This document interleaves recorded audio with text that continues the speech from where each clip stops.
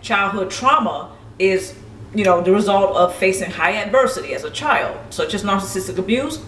One of the things that happens is that when this person goes to a counselor or a therapist or a life coach, one of the things that is, this is a snag that a lot of us hit, or a brick wall that a lot of us hit, and that is the trust issue. Okay, now I know some of you might be saying, okay, a lot of people have trust issues. No. People who have the background in childhood trauma, especially when it comes to narcissistic abuse, yeah, it's a little bit deeper than that. Because even people who prove to be trustworthy, sometimes they are not even trust, such as the life coach, such as the counselor, such as the mentor. These people probably over a course of 5 to 10 years have proven to be trustworthy to the person who has childhood trauma. But no, to no avail. That person is not going to be trusted very much, even after 5 to 10 years. There are some who have childhood trauma, and it's a little bit deeper. The trust issue just is a little bit deeper, because the narcissist or cluster B personality or the parent who was mistreating that person, right? What has happened is that during the grooming process, that person has been taught to think and feel a particular way, to perceive a particular way, not only themselves, but other people. They have been groomed to fear healthy relationships. So anyone who is trustworthy, anyone who has proven to be trustworthy, and we could be talking about 5 years or more, right? And this person has been consistent with being trustworthy. However, the person who has a background with childhood trauma, and they may have narcissistic parents, well, again, the trust issue goes a lot deeper. So even when people have proven to be trustworthy, it's still going to be extra challenging to trust. Another thing that happens is that this person, they may have a memory of not being able to trust his or her parents, who may have cluster B personalities or narcissistic personalities. So now as an adult, this person is going to his or her counselor. They're not going to be able to knock down that wall very easily. Not saying this is impossible. It's just going to be a little bit challenging, because that person who's dealing with the counselor or the mentor or the life coach or even a clergyman, somebody, or clergy woman, right? Someone that you would think that they would trust, especially after maybe a few years of having that relationship established. No, it's going to still be tough, because that person, in the back of his or her mind, or in their subconscious mind, they still remember not being able to trust mom or dad who has a cluster B personality. That's still going to be there, even 30 years later, maybe even 40 years later or more. A lot of narcissistic parents, they groom their children to behave and think a particular way. So therefore, certain emotions are going to be experienced, such as anger, maybe even sadness, right? And then that person is, the child, as they grow, they're probably going to move into a state of depression and a state of anxiety. Anyway, what happens is that due to the grooming process, the narcissist and a cluster personality parent has taught their child to fear people and don't trust people who are not the narcissistic parents. This is where it gets a little twisted. The narcissistic parents, they're doing a lot of things and they're saying a lot of things that proves that they're not trustworthy. The child internalizes that. In the subconscious mind of the child, somehow they know not to trust mom and dad, but they want to trust mom and dad because that's mom and dad. There's a connection. There's a strong connection, maybe even trauma bonding.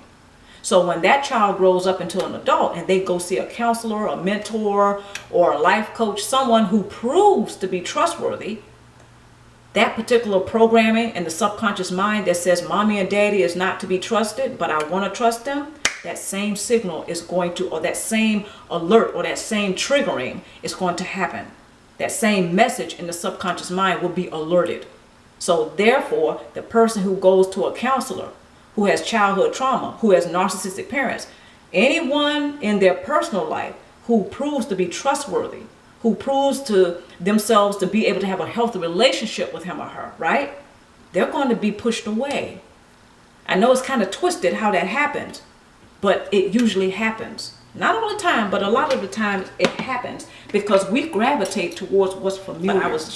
It was very difficult for me to trust him or her, right? So there were times that I put up a wall. There were times that I would distance myself from that person, even though they were trustworthy and we could have had a healthy relationship, right? So thank goodness some people did understand my plight, okay? But anyway, that's another video. So that's what's in the child's subconscious mind. It's very conflicting. Like, I want to trust mommy and daddy, but I should trust mommy and daddy, but I can't, right? So when this is the same thing that's triggered whenever that child grows up into an adult and they're going to see someone who proves to be trustworthy, like a counselor, like a mentor. They hit that same brick wall and it's very difficult to knock it down, but it's not impossible. It takes work. So I just wanted to point that out because, you know, some people who have narcissistic parents and they wonder why they continue to sabotage having healthy relationships, whether professional or personally. You know, professional relationships or personal relationships. Why do they keep hitting that brick wall? Like, okay, I know that this person is trustworthy, but I'm having a difficult time trusting them, so I'm pushing them away. Okay, so I just wanted to point that out. I also wanted to point this out because there's a lot of us that don't realize how common this is among the group who has parents who are narcissists or cluster B personalities.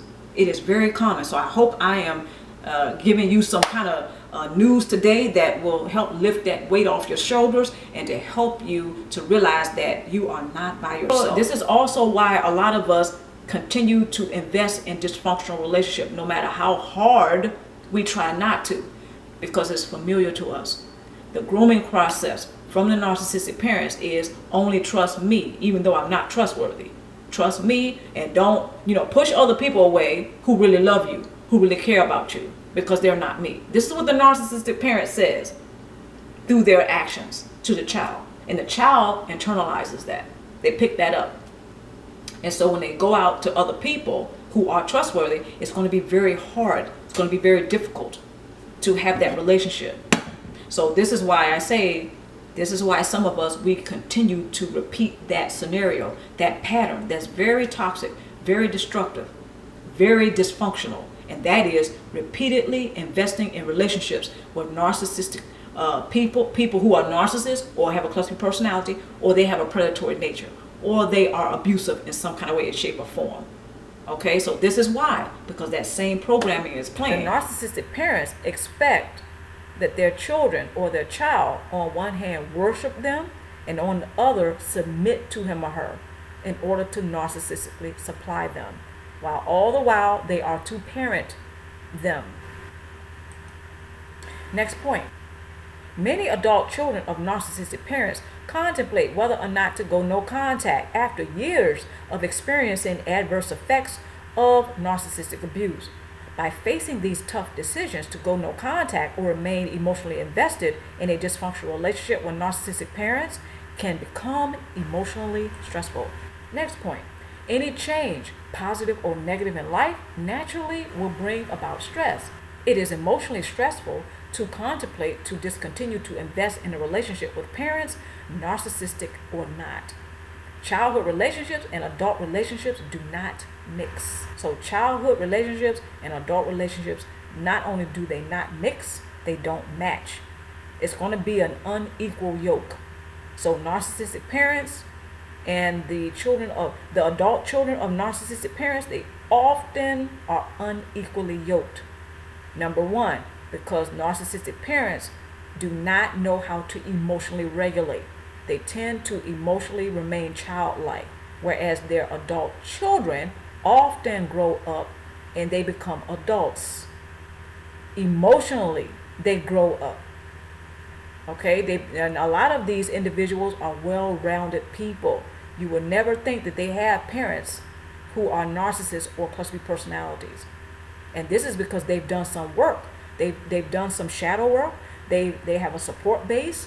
They go to counseling or what have you. They are doing the research on narcissistic abuse, dysfunctional families that may have a narcissist as a family member. They're doing what they have to do in order to thrive. They're not going back and forth with the narcissistic parents. They don't have one foot in the past and one in their present, okay, and trying to move on to the future. These adult children of narcissists, they are not doing that because they have come to understand through trial and error, more than likely, that it doesn't work. So any changes in life, whether they're positive or negative, they're going to bring about stress. There's emotional stress when adult children of narcissists attempt to have an adult relationship with narcissistic parents who are emotionally childlike. It's unequally yoked, and you really have to say it's pretty much impossible to do. But many of us have attempted to do this and have often wondered why we can never resolve any issues with our narcissistic parents. Well, that's one reason why. Because we're dealing with a person or two people who are emotionally childlike and have no interest in changing. Matter of fact, don't see any need to change. They're loyal to the false self-image. Their personality disorder is fixed. Okay, and again, all we have to do is the research. So a lot of us who have attempted to have an adult relationship with our narcissistic parents, we continue to hit a brick wall. If we're not hitting the brick wall, we're bumping heads with our narcissistic parents or our parents who have a cluster B personality. And that's what's going to continue on. People that we can grow with are people that we can have adult relationships with. Those individuals who are introduced into our lives when we were children, they have to be categorized as childhood relationships. This includes family members. This includes those people that we went to school with, childhood friends or what have you. They're childhood relationships. And when I said we have to include family, we do. We were born into that family. We were little babies at one time. And all of those individuals were introduced into our lives and vice versa. When we were little babies, we were introduced into their life. Some of them were already adults. Some of them were teenagers. Some of them were children. But the bottom line is this. Those are our childhood relationships. They are not adult relationships. However, now that we're adults, the people that we can grow with are the people, regardless if they share the same family tree or not, those are the people that we can grow with and have an adult relationship with. Narcissistic parents do not fit that description. Let's move forward. Tool number 1.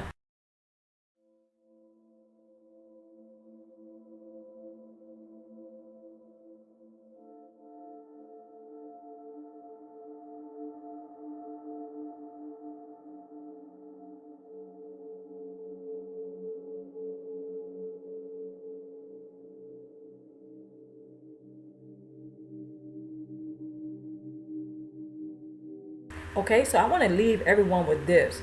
Whenever one discontinues to pay attention to their narcissistic parents and the shenanigans and all of the diabolical tactics for source supply, when they stop giving a lot of energy and paying a lot of attention to that, then that lets the narcissistic parents know that you are no longer part of that dynamic.